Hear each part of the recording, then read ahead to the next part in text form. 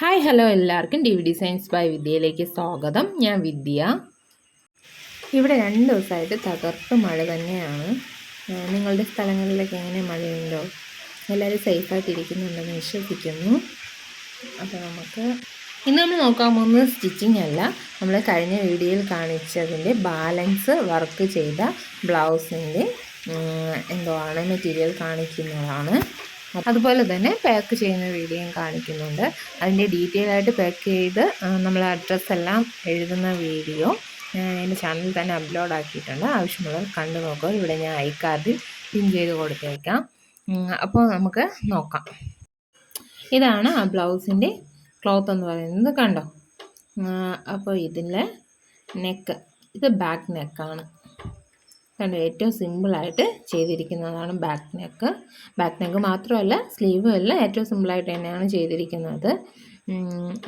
അവർക്ക് ഹെവി ആയിട്ട് വേണ്ട, സിമ്പിളായിട്ട് മതി എന്ന് പറയാം. കണ്ടോ, ചെയിൻ സ്റ്റിച്ച്, പിന്നെ കട്ട് ബീഡ്സ് വെച്ച് ചെറിയൊരു ഡിസൈൻ. അത് കഴിഞ്ഞിട്ട് ഈ കാണുന്ന ചെറിയ കൊടി പോലെയൊക്കെ വരുന്ന സീക്വൻസും ബീഡ്സൊക്കെ വെച്ചിട്ടുള്ള ഡിസൈൻ.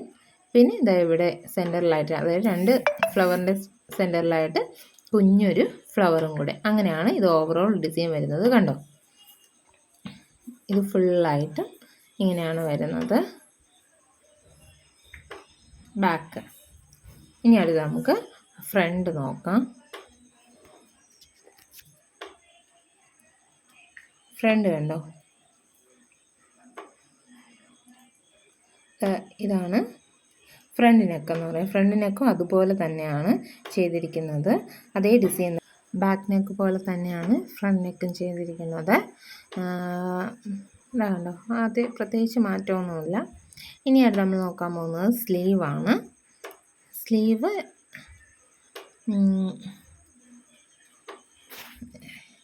ഇതിടയ്ക്കിടയ്ക്ക് നന്ദൂസ് ബോളൊക്കെ കൊണ്ട് കാണിക്കുന്നതാണ്.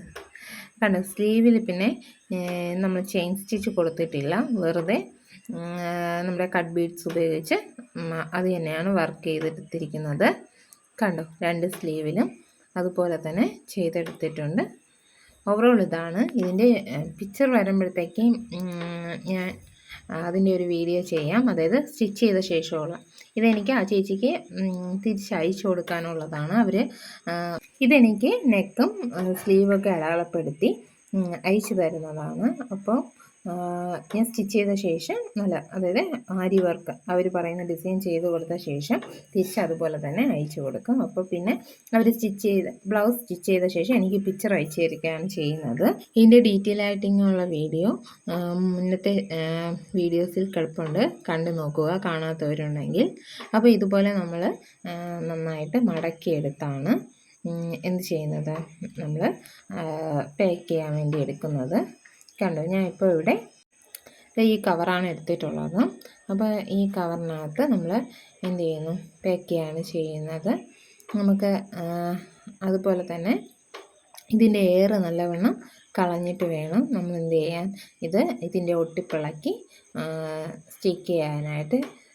കണ്ടോ, ഇതുപോലെ നന്നായിട്ട് അതിൻ്റെ എയർ കളയണം. ഇല്ലെങ്കിൽ നമ്മൾ സ്റ്റിക്ക് ചെയ്യാൻ, അതായത് അത് ഒട്ടിച്ച് കഴിയുമ്പോഴത്തേക്ക് ഈ ബലൂണൊക്കെ ഇരിക്കുമല്ലോ, അതുപോലെ വീർത്തിട്ടിരിക്കും. അപ്പോൾ അത് വരാതിരിക്കാനാണ് അതിൻ്റെ എയർ ഇങ്ങനെ കളയണമെന്ന് പറയുന്നത്. ഇവിടെ തന്നെ ഒരു ചെറിയൊരു ഇതുപോലെ ഒരു സ്റ്റിക്കർ കൊടുത്തിട്ടുണ്ട്. അത് ഇളക്കി കഴിഞ്ഞാൽ നമുക്ക് സിമ്പിളായിട്ട് എന്ത് ചെയ്യാം, അതങ്ങ് സ്റ്റിക്ക് ചെയ്യാമെന്നുള്ളതേ ഉള്ളൂ. വേറെ പ്രത്യേകിച്ച് പാടൊന്നുമില്ല.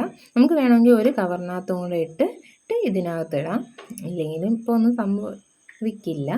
പിന്നെ ഇതിനകത്താണ് അഡ്രസ്സ് എഴുതി, ഇതാ കണ്ടോ, അഡ്രസ്സ് ഒരു പേപ്പറിൽ എഴുതി അതിനകത്ത് വെച്ച് ഈ സ്റ്റിക്കർ ഒന്ന് ഇളക്കി ഒട്ടിക്കാവുന്നതേ ഉള്ളൂ. അപ്പോൾ അതവിടെ ഇരുന്നോളും. അതാകുമ്പോഴത്തേക്കും മഴ നനഞ്ഞാലും കുഴപ്പമില്ല. ഇതാണെങ്കിൽ ഫ്രമും ടൂവും ഇവിടെ മാർക്കറിട്ട് എഴുതിയാലും മതി. നമുക്ക് എങ്ങനെ വേണമെങ്കിലും കൊറിയർ ചെയ്യാവുന്നതാണ്. കണ്ടോ, കൊറിയർ ചെയ്യുമ്പോഴത്തേക്ക് അവരതിൻ്റെ വെയിറ്റ് അനുസരിച്ചാണ് നമുക്ക് ചാർജ് ചെയ്യുന്നത്.